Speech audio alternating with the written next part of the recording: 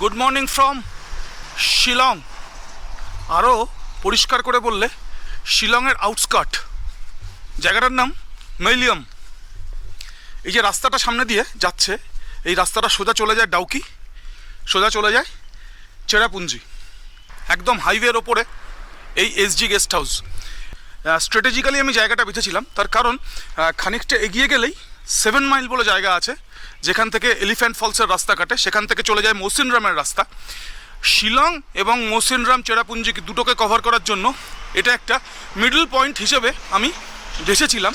আপনাদেরকে একটা ভালো ঠিকানার খোঁজ দিয়ে রাখলাম, যারা একেবারে শহরের মধ্যে থাকতে চান না, শহরের একটু বাইরে থাকতে চান, এটা স্ট্র্যাটেজিক পয়েন্টে। তো এইটা কিন্তু আপনারা ভাবতে পারেন, এসজি গেস্ট হাউস মাইলিয়াম। আমি এখানে ধরে থাকছি খানিকক্ষণ, আপনারা স্ক্রিনশট নিয়ে নিতে পারেন। SG guest house Mylliem, Meghalaya. এই হচ্ছে ফোন নাম্বার 8731934651। আমাদের জার্নি আজকে আপ টু কাজিরাঙা। চলুন কাজিরাঙা অবধি যাবো। কাজিরাঙা একটা সুন্দর জায়গায় থাকবো, আপনাদের দেখাবো স্টে, এবং হতে পারে আজকেই সাফারি। দেখা যাক, সঙ্গে থাকুন, জুড়ে থাকুন। একদম শিলং থেকে টানা কাজিরাঙা, সমস্ত অভিজ্ঞতা আপনাদের সঙ্গে শেয়ার করতে করতে যাবো, যেমন করি। সঙ্গে থাক। দেখুন সামনে সেই মোড়টা পড়বে যেখান থেকে চেরাপুঞ্জি আর মৌসিনরামের রাস্তা আলাদা হয়েছে। এখান থেকে বাঁ হাতে গেলে আপনি মৌসিনরাম যাবেন, আর ডান হাতে গেলে আপনি শিলং ঢুকবেন। বাঁ হাতে, এখান থেকে বাঁ হাতে গেলে মৌসিনরাম, আর আমরা যাব ডান হাতে স্ট্রেট টুয়ার্ডস শিলং। এই যে এদিকে মৌসিনরামের রাস্তা চলে গেল,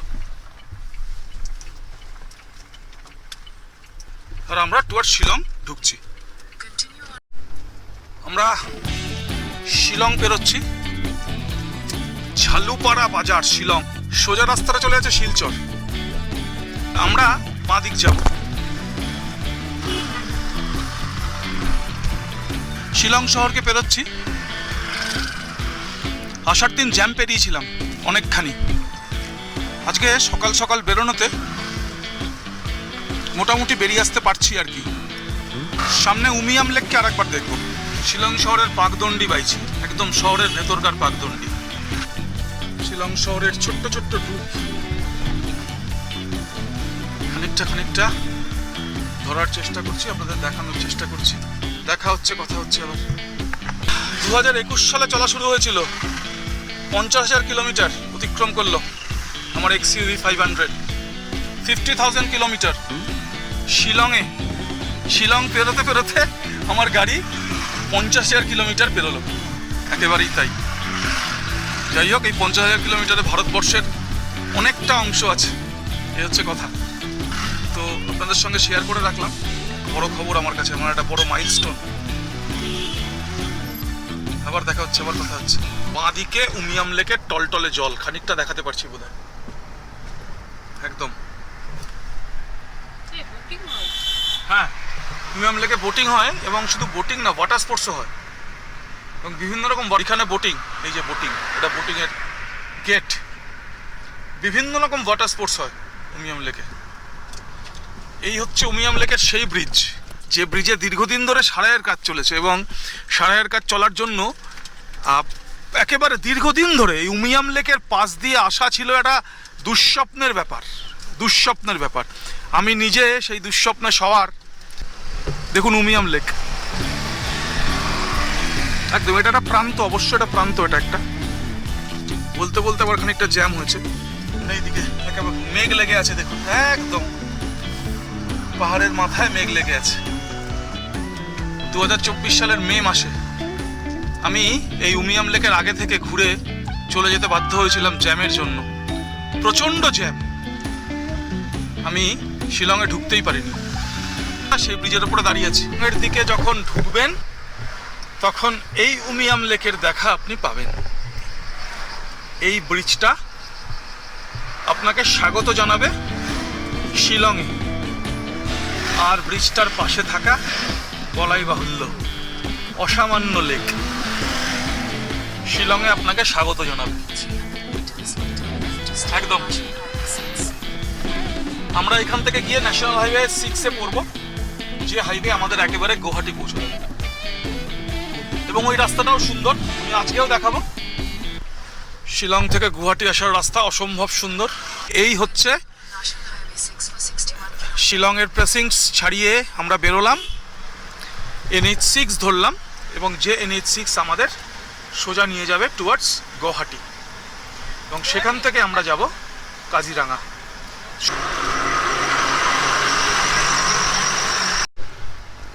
গুয়াহাটি থেকে শিলং বা শিলং থেকে গুয়াহাটি এই রাস্তাটা অসাধারণ সৌন্দর্য ঘেরা এবং জঙ্গল ঘেরা। আপনি যখন আসবেন বা যাবেন গুয়াহাটি থেকে শিলং বা শিলং থেকে গুয়াহাটি, আপনি কিন্তু জঙ্গলের ভাইবস পাবেন, জঙ্গলের টিপিক্যাল একটা শব্দ আপনি কিন্তু শুনবেন। নর্মালি পাহাড়ে যেটা হয় সেটা হচ্ছে যে নিচু গিয়ারে চালাতে হয়, 2-3 2-3 বা 1-2 1-2।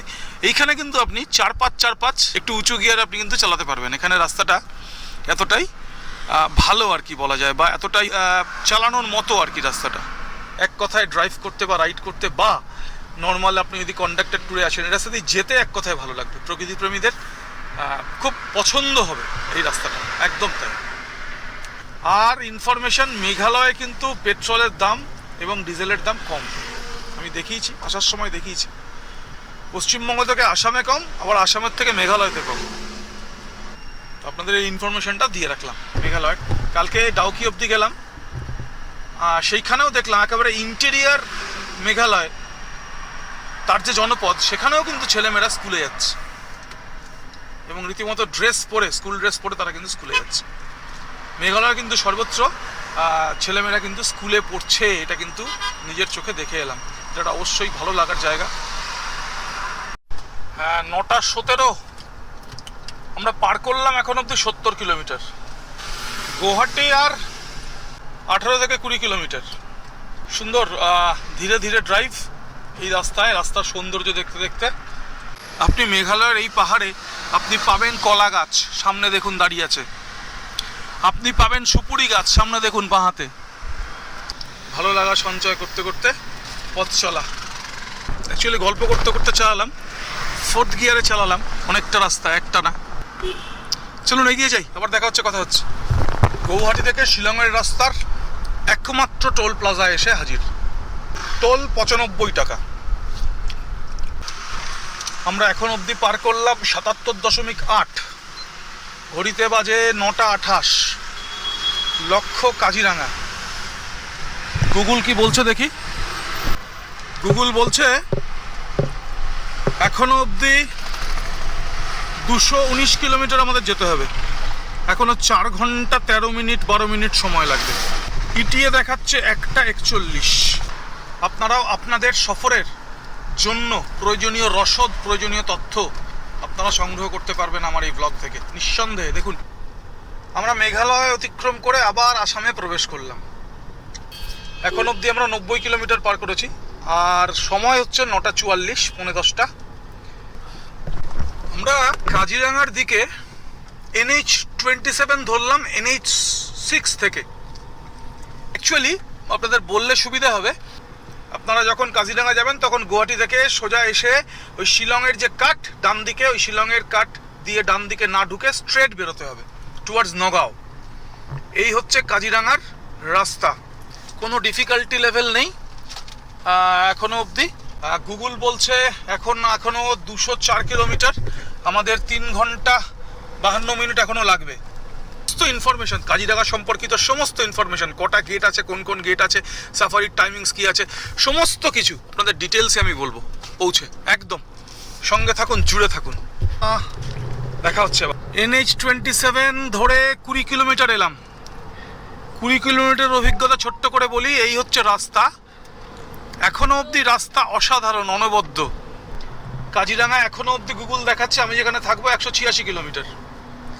চলুন এগিয়ে যাই। আমরা ছোট্ট করে ব্রেকফাস্ট করে এসেছি, আমাদের অ্যাকচুয়ালি কমপ্লিমেন্টারি ব্রেকফাস্ট ছিল। তো এই হচ্ছে কথা, ব্রেকফাস্ট করে খানিকটা বেরিয়েছি বলে খাওয়ার আর তাড়াহুড়ো নেই। 10:12 বাজে। বেশিরভাগ রেস্টুরেন্টই দেখলাম যেগুলো আছে রাস্তার পাশে, সেগুলোর সামনে এখনো ঝাড় দেওয়া হচ্ছে, অর্থাৎ সেগুলো খোলেনি এখনো, আড়ামোড়া ভাঙছে। এই হচ্ছে কথা।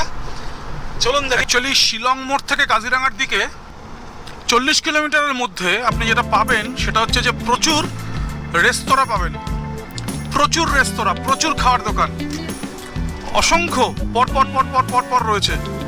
সমস্ত ধরনের কুইজিন বোধহয় আছে, খাবার দাবার রাস্তায় অ্যাভেলেবেল।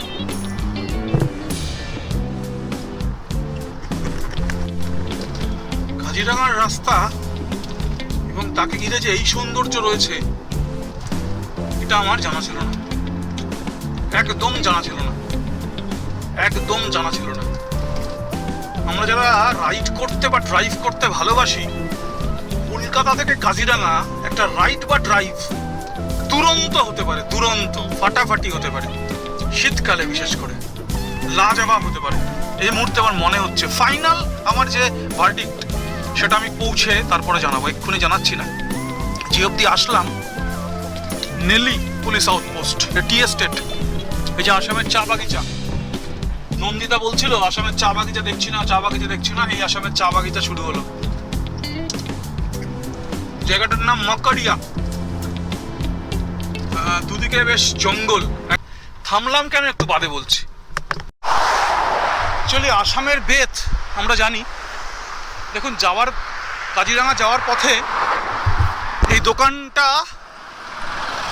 দেখতে পেলাম একেবারে রাস্তার পাশে। আগেও দেখেছি দুটো, বাট বেরিয়ে এসছি বলে দাঁড়াতে পারিনি, কিন্তু এই দোকানটা একদম সাইজ মতো পেয়ে গেলাম আর তাই দাঁড়িয়ে পড়লাম। আসাম থেকে যদি কোনো মেমোয়ার নিয়ে যেতে চান, একদম তার জন্য এটা হচ্ছে পারফেক্ট। সুন্দর সুন্দর জিনিস আছে। এবং এই যে আসামের টকরি, এটা হচ্ছে একদম আসামের একেবারে ট্রেডমার্ক রেজিস্টার্ড, একদম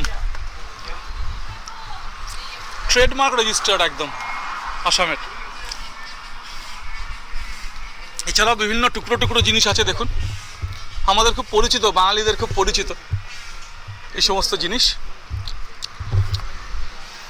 চাবি, ড্রিং, সুন্দর বেতের ঝুড়ি থেকে শুরু করে ফুলের সাজি, সমস্ত কিছু রাখলাম। গৌহাটি থেকে যখন আপনারা কাজিরাঙা যাবেন, বাঁদিক খেয়াল করতে করতে যাবেন, চোখে পড়বে পরপর অনেকগুলো দোকান, যে কোনো একটায় নেমে নিয়ে নেবেন আসামের মেমোয়ার। চলুন আবার দেখা হচ্ছে।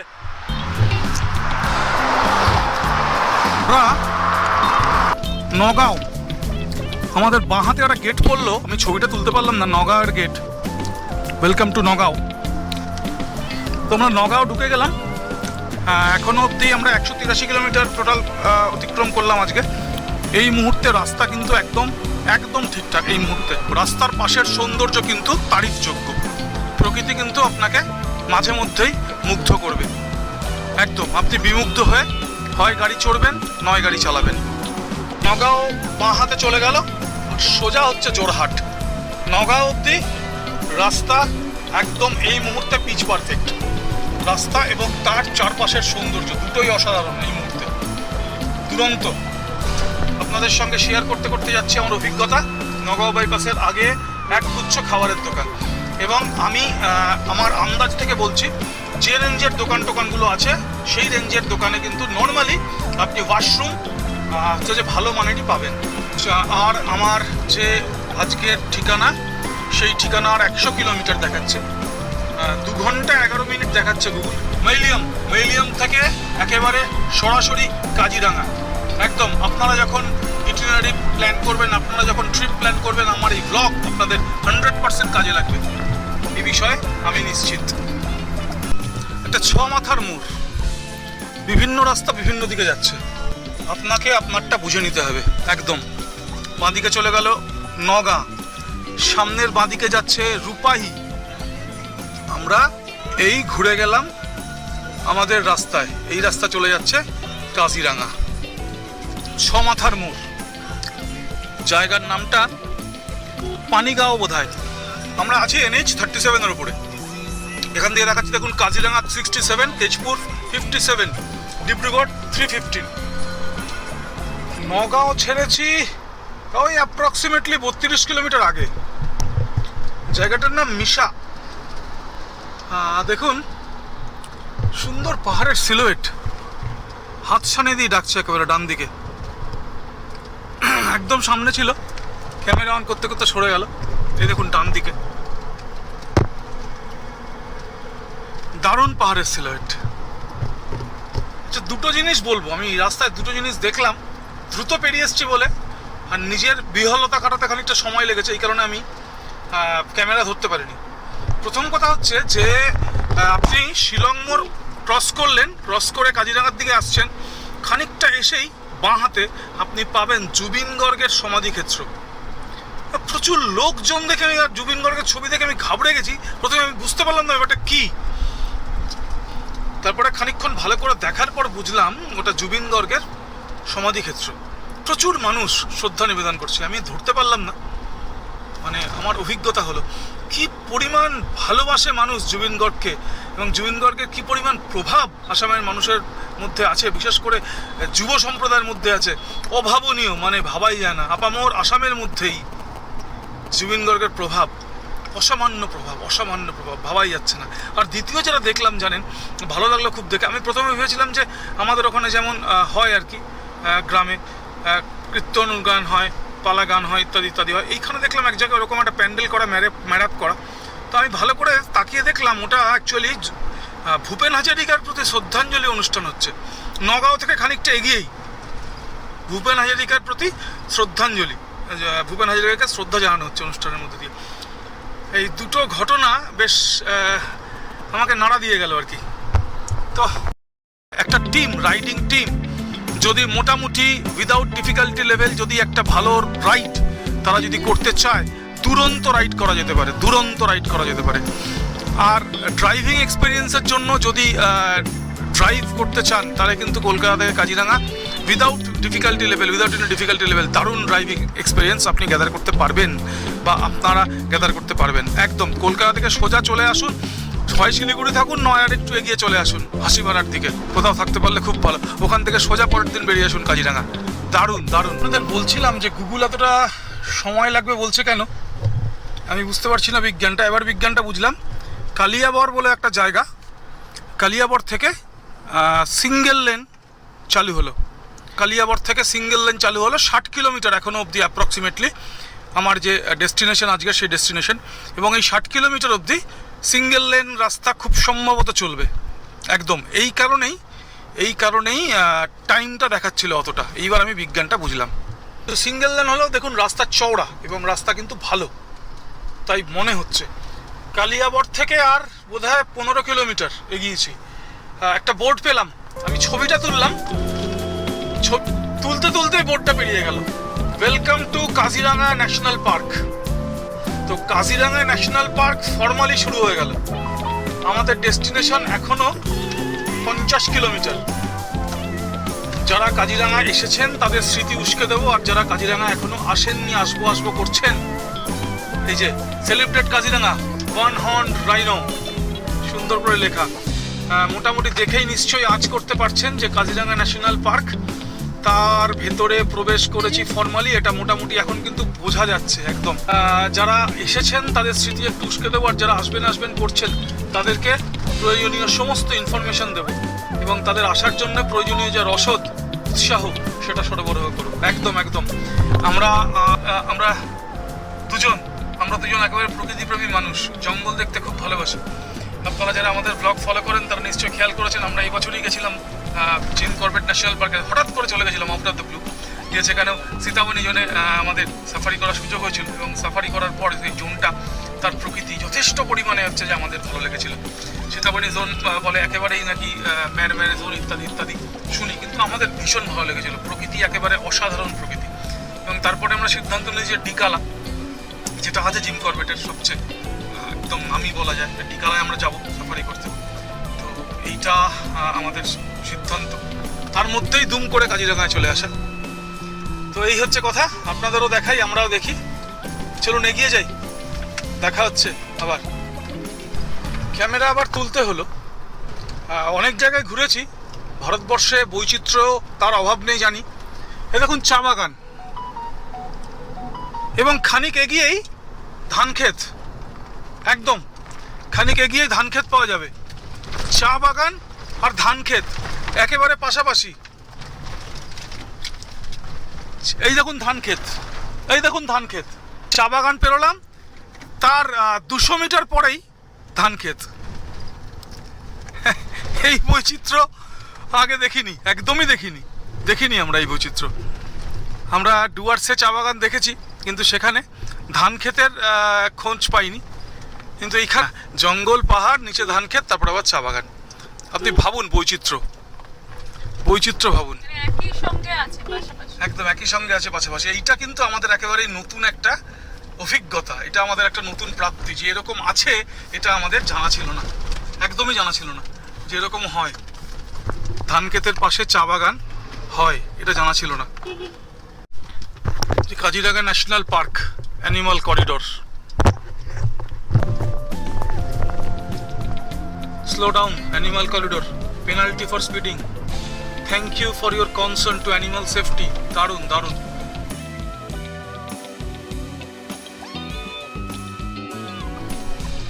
Kaziranga national park animal corridor drive slow. একটা গন্ডার দেখলাম, একটা হাতি দেখলাম, কিন্তু ছবি নিতে পারছি না, কোনোটা দাঁড়াতে দিচ্ছে না রাস্তার পাশে।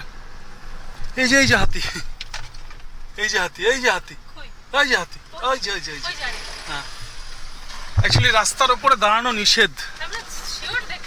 হ্যাঁ, রাস্তার ওপরে দাঁড়ানো নিষেধ, সেই জন্য দাঁড়াচ্ছি না। প্রচুর এই মার্শল্যান্ডে কিন্তু অলরেডি গন্ডার দেখলাম এবং হাতি দেখলাম, দুটো হাতি দেখলাম অলরেডি।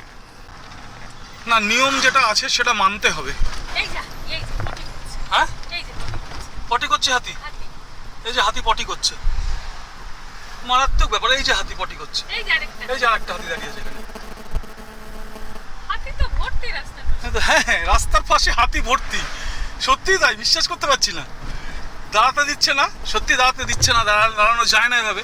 অ্যাকচুয়ালি দাঁড়ালে ওয়াইল্ড লাইফকে ডিস্টার্ব করা হয়। আমরা উত্তেজিত হয়ে যাচ্ছি, কিন্তু উত্তেজিত হওয়া উচিত না।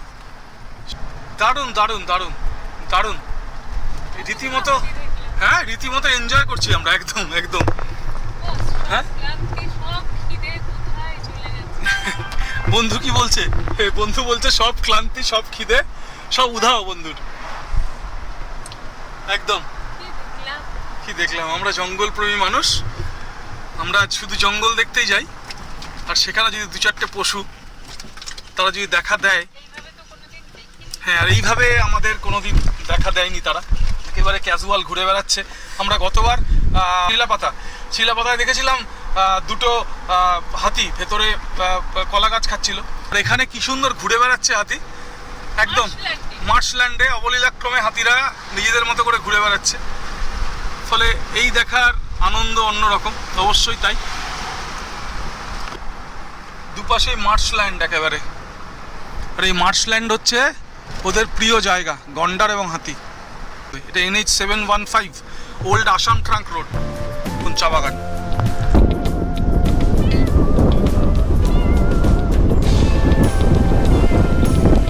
এটা বুড়াপাহাড় টি এস্টেট। এখানে একটা গেট আছে, বুড়াপাহাড় অ্যাকচুয়ালি একটা গেট আছে। দেখতে দেখতে যাওয়া। অ্যানিমাল করিডোর, স্টপ, লুক, গো স্লো। এখানে কিন্তু একটা গেট আছে, বুড়াপাহাড় একটা গেট আছে, কিন্তু খুব সম্ভবত এটা হচ্ছে, হ্যাঁ, ইস্টার্ন গেট খুব সম্ভবত। দারুণ দারুণ, অনেকটা প্রায় 50 কিলোমিটার জুড়ে এই রাস্তা কাজিরাঙ্গা ন্যাশনাল পার্কের। দারুণ লাগছে, জঙ্গলের ভাইবটা দারুণ লাগছে। বাইক রাইডটা কিন্তু করা যেতেই পারে, বা একটা ড্রাইভ অ্যারেঞ্জ কিন্তু করা যেতেই পারে কলকাতা থেকে কাজিরাঙ্গা, উইদাউট এনি হ্যাজার্ড। আমি বলছি উইদাউট এনি ডিফিকাল্টি লেভেল, একটা রাইড বা ড্রাইভ করাই যেতে পারে কলকাতা থেকে কাজিরাঙ্গা। দারুণ হতে পারে, দারুণ। চলুন এগিয়ে যাই, আবার দেখা হচ্ছে, আবার কথা হচ্ছে। এ দেখুন বাঘৌরি গেট, এটা বাঘৌরি গেট, ওয়েস্টার্ন রেঞ্জ। খুব সম্ভবত এই গেট দিয়েই আমরা আজকে ভেতরে ঢুকবো। এবং সবচেয়ে পপুলার রেঞ্জ, এবং এই রেঞ্জ দিয়ে ভেতরে ঢুকলে মানে রাইনো সাইটিং একেবারে নিশ্চিত, এটাই শুনেছি আর কি। আর যে সেন্ট্রাল যে এলাকা জোন আছে, সেটা সোহরা জোন, সেটাতেও ভালো সাইটিং হয়, সেটা হচ্ছে যে খুব জনপ্রিয়। কিন্তু লোকে ওয়েস্টার্ন রেঞ্জটাকে হচ্ছে যে বেশি প্রেফার করে সেন্ট্রাল রেঞ্জের থেকে এই কাজিরাঙ্গায়। ঘড়িতে বাজে 12টা 58, প্রায় 1টা বাজে। আমরা আজকে পার করলাম 278 কিলোমিটার। দারুণ অভিজ্ঞতা, দুর্দান্ত অভিজ্ঞতা। বন্ধু তো একেবারে খুব খুশি, বন্ধু একেবারে দারুণ খুশি। কার্বি আংলং অটোনোমাস কাউন্সিল, হ্যাঁ কার্বি আংলং ডিস্ট্রিক্টে বোধহয় ঢুকলাম আমরা। এটা হচ্ছে কোহরা রেঞ্জ, এটা হচ্ছে সেন্ট্রাল রেঞ্জ। এই দেখুন, এই যে Kaziranga wild life sanctuary, Kaziranga national orchid, এটা হচ্ছে কাজিরাঙ্গা। এই যে আরে ডান দিকে আসাম পর্যটন ছিল, আমি দেখাতে পারলাম না, যাওয়ার সময় দেখাবো। এটা হচ্ছে সেন্ট্রাল জোন, কাজিরাঙ্গার সেন্ট্রাল জোন, কোহরা জোন। এখানেও সাইটিং হয়, এখানেও সাইটিং হয়, এই হচ্ছে কথা। আর অ্যাডভেঞ্চার টোটালটা হয় বুড়াপাহাড়ে, বুড়াপাহাড়ি গেট পৌঁছাতে হবে খুব দ্রুত। কারণটা আপনাদের বললাম, সাফারি করার ইচ্ছে রয়েছে। এইবার মূল রাস্তা ছেড়ে আমরা আমাদের রিসোর্টের দিকে ঢুকবো, কদমবাড়ি রোড একদম। চলুন আপনাদের দেখাবো Kadambari resort. Kadambari resort, actually রিসোর্টটা আমি চুজ করলাম, প্রথম কথা গুগলে দেখেছি রিভিউ, সেটা ঠিক আছে, কিন্তু মানে আমি একটু প্রকৃতির মধ্যে থাকতে চেয়েছি।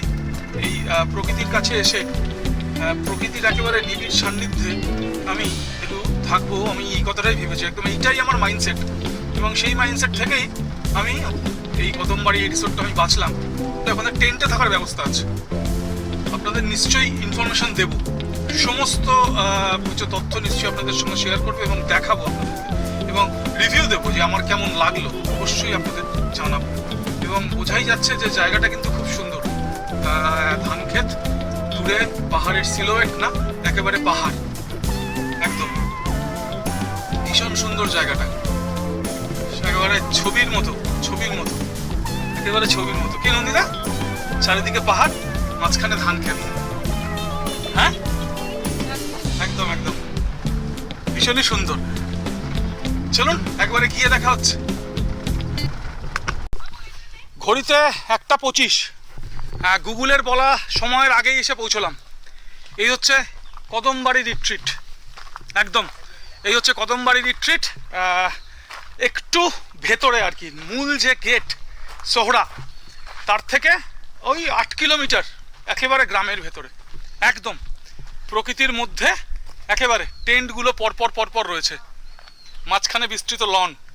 অ্যাকচুয়ালি প্রকৃতির মধ্যে থাকবে বলেই এই জায়গাটাকে দেখে পছন্দ করে রেখেছিলাম বহু আগে, যে কোনো দিন কাজিরাঙ্গায় গেলে এখানেই থাকবো।